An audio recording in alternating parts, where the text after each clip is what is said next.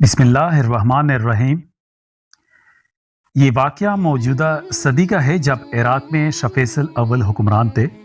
एक रोज़ सहाबी रसूल सल्लल्लाहु अलैहि वसल्लम हज़रत हुज़ैफ़ा रज़ियल्लाहु अन्हु अपनी वफ़ात के तकरीबन 1300 साल बाद शाह फैसल अव्वल के ख्वाब में तशरीफ़ लाए।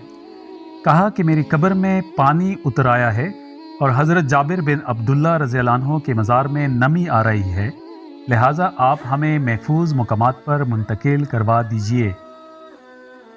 याद रहे कि हज़रत हुज़ैफ़ा रज़ियल्लाहु अन्हु हज़ूर सल्लल्लाहु अलैहि वसल्लम के मुहर्रम रास थे और आप रज़ियल्लाहु अन्हु बहुत से ग़ज़वात में भी शरीक रहे हैं, और जब कभी रसूलुल्लाह सल्लल्लाहु अलैहि वसल्लम को कर्ज़ की ज़रूरत होती तो अक्सर आप ही से कर्ज़ लिया करते थे। हज़रत हुज़ैफ़ा रज़ियल्लाहु अन्हु के ख्वाब में तशरीफ़ लाने को इराक़ के शाह फैसल बुला बैठे और अमूर मुमलिकत निमटाने में मसरूफ़ हो गए। दूसरी रात पीर हज़रत हुज़ैफ़ा रज़ियल्लाहु अन्हु शाह इराक़ के ख्वाब में आए और वही बात दोहराई। इत्तिफ़ाक़न शाह इराक़ को पीर याद ना रहा और अमूर मुमलिकत के कामों में मसरूफ़ रहे। तीसरी शब हज़रत हुज़ैफ़ा रज़ियल्लाहु अन्हु इराक़ के मुफ्ती आज़म के ख्वाब में तशरीफ़ लाए और उन्हें बताया कि मेरी और हज़रत जाबिर बिन अब्दुल्ला रज़ियल्लाहु अन्हु की कब्रों में पानी उतर आया है, लिहाजा आप हमारी मज़ारात महफूज मकामात पर मुंतकिल कर दीजिए। हम 2 बार शाह इराक़ को बशारत दे चुके हैं, मगर वो बोझे मसरूफ़ियत भूल गए हैं। मुफ्ती आज़म फ़ौरन ख्वाब से बेदार हुए और 1300 साल बाद ख्वाब में तशरीफ़ लाने वाले सहाबी की बात से परेशान हो गए और वज़ीर-ए-आज़म नूरुल सैयद पाशा से फ़ोन पर बात की। नूरुल सैयद पाशा मुफ्ती आज़म के साथ शाह इराक़ की खिदमत में हाजिर हुए और उन्हें ख्वाब के बारे में बताया। शाह फैसल अव्वल ने ख्वाब सुनकर कहा कि मैंने वाकई ये ख्वाब देखा था, मगर अमूर मुमलिकत की वजह से भूल गया, लेकिन वो तब्दीली मज़ारात से पहले एहतियातन इस बात का सबूत चाहते थे कि वाकई पानी मज़ारात में दाखिल हो चुका है कि महज़ ख्वाब है। चुनांचे उन्होंने महकमे तामीरात के इंजीनियर को हिदायत की कि वो पहले मज़ारात के करीब की ज़मीन की मिट्टी का टेस्ट करवाएं, क्योंकि शाह इराक़ को डर था कि महज़ ख्वाब की बिना पर सहाबे कराम रज़ियल्लाहु अन्हुम अजमाइन के मज़ारात की बेहुरमती ना हो। महकमे तामीरात के इंजीनियर ने मुफ्ती आज़म के सामने मज़ारात से दरिया के रूप पर 20 फुट के फासले पर बोरिंग करवा कर देखा। बोरिंग से निकलने वाली मिट्टी को लेबॉर्ट्री टेस्ट के लिए भेजा। टेस्ट रिपोर्ट में मिट्टी बिल्कुल खुश्क थी और इसमें नमी का कोई शायबा तक भी मौजूद नहीं था। रिपोर्ट मिलने के बाद शाह इराक़, मुफ्ती आज़म, नूरुल सैयद पाशा और दीगर एहलकार बेफिक्र हो गए और आराम की नींद सोए। हज़रत हुज़ैफ़ा रज़ियल्लाहु अन्हु फिर शाह इराक़ के ख्वाब में तशरीफ़ लाए और फरमाया कि मेरे मज़ार में पानी और हज़रत जाबिर बिन अब्दुल्ला रज़ियल्लाहु अन्हु के मज़ार में नमी आनी शुरू हो गई है, लिहाजा हम दोनों को यहाँ से मुंतकिल करके दरियाए दजला से ज़रा फासले पर मुंतकिल कर दीजिए। बादशाह ने इनकी बात को सिर्फ ख्वाब समझकर नज़रअंदाज कर दिया, क्योंकि माहिर तामीरात ने टेस्ट रिपोर्ट पर मज़ारात में नमी की गैर मौजूदगी के दस्तखत कर दिए थे। अगली रात हज़रत हुज़ैफ़ा रज़ियल्लाहु अन्हु मुफ्ती आज़म के ख्वाब में तशरीफ़ लाए और नाराज़ होकर कहा कि बादशाह हमारी बात पर तवज्जो नहीं दे रहे। मुफ्ती आज़म ने शाह से राब्ता किया तो शाह इराक़ मुफ्ती आज़म पर सख्त नाराज़ हुए और उन्होंने कहा कि आप ख्वाब पर यकीन कर रहे हैं, जबकि आप माहिरीन अराज़ी के साथ बोरिंग और मिट्टी की टेस्ट रिपोर्ट देख चुके हैं। सहाबे कराम रज़ियल्लाहु अन्हुम अजमाइन के बार बार ख्वाब में आने की वजह से उनकी कदर व मंजिलत के पेश नज़र मुफ्ती आज़म बादशाह से इस बात पर डट गए कि मज़ारात को दूसरी जगह मुंतकिल करना ज़रूरी है। चुनांचे शाह इराक़ ने मुफ्ती आज़म से फितवा लेने के बाद ईद उल अज़हा को ज़ोहर की नमाज के बाद मज़ारात को खुलवाने का ऐलान रेडियो, टीवी और अखबारात से करवा दिया। 1300 साल बाद कब्रों की तब्दीली और इससे मुतल्लिक़ खबर ने दुनिया में धूम मचा दी। یہ منظر دیکھنے کے لیے مسلم اور غیر مسلم دنیا سے تار، ٹیلی فون، خطوط شاہ عراق کے پاس آنا شروع ہو گئے۔ ان خطوط میں دلچسپی رکھنے والے لوگوں نے مزارات کی منتقلی میں شرکت کی درخواست کی تھی۔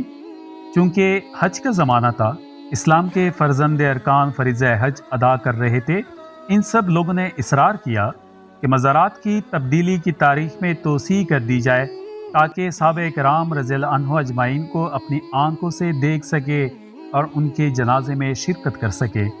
ادھر عیسائی کمیونسٹ ممالک کے عوام و خبر رساں ایجنسیوں نے بھی سفر میں کٹنے والے دن مانگ لیے۔ شاہ عراق کے لیے یہ لمحات انتہائی پریشان کن تھے۔ ایک طرف صحابہ کرام رضی اللہ عنہ اجمعین کا خواب میں بار بار آنا، دوسری طرف عالمی دنیا کا چند دن رکنے کا دباؤ، تیسرے مزارات میں پانی آنے سے مزارات کو مزید نقصان پہنچانے کا ڈر۔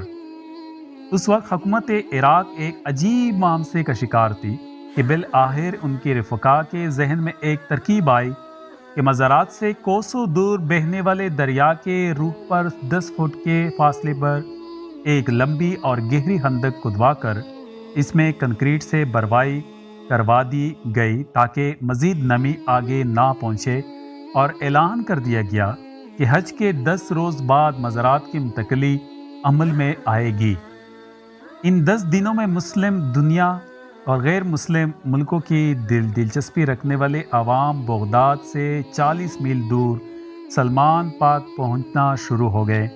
یاد رہیں، اس دوران صحابہ اکرام رضی اللہ عنہ اجمعین خواب میں تشریف نہیں لائے۔ اس موقع پر عراق نے اپنے ملک آنے والے ہر مذہب و عقیدہ کے لوگوں پر سے کسٹم، پاسپورٹ اور کرنسی کی پابندی ختم کر دی تھی۔ بالآخر حج کے 10 دن بعد پیر کے روز جب 5 لاکھ افراد کی موجودگی میں مزارات کو کھولا گیا تو واقعی دونوں صحابہ کرام رضی اللہ عنہ اجمعین کی قبروں میں پانی اتر چکا تھا۔ چنانچہ پہلے سے تیار ایک کرین جس پر ایک اسٹریچر کسا ہوا تھا، مزارات میں داخل کر کے نعش مبارک کو یکے بعد دیگرے باہر نکالا۔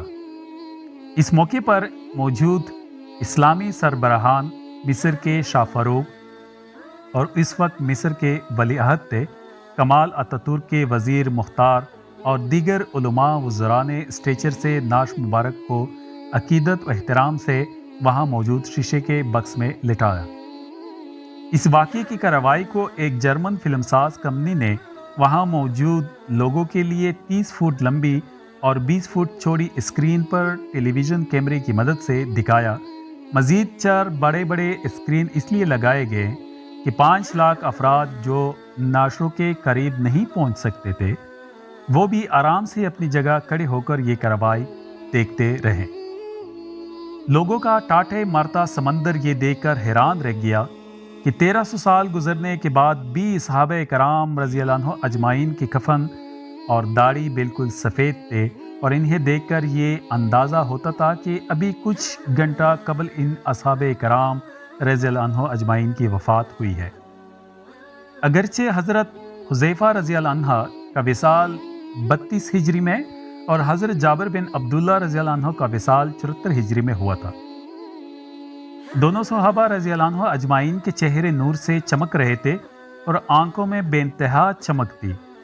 وہاں موجود لوگوں نے صحابہ رضی اللہ عنہ اجمعین کی آنکھوں میں آنکھیں ڈالنا چاہی تو ان پر خوف طاری ہو گیا۔ کوئی آنکھوں سے آنکھ نہیں ملا سکتا تھا۔ اتفاق سے ایک جرمن ماہر امراض چشم وہاں موجود تھا۔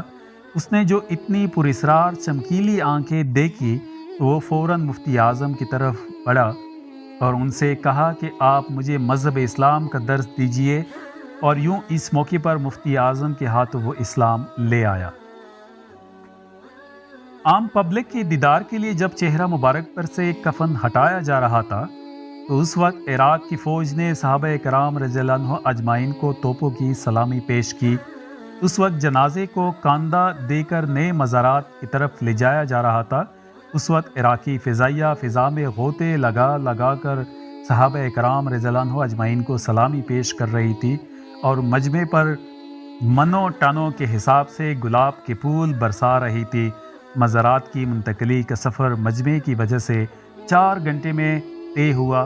جب یہ جنازے نئے مزارات کے قریب حضرت سلیمان فارسی کے مزار کے پاس پہنچے تو عراقی بحریہ، فضائیہ اور بڑی افواج نے گارڈ آف آنر پیش کیا اور کندھا دینے والے سربراہان مملکت اور وزراء علماء پر پھول برسائے۔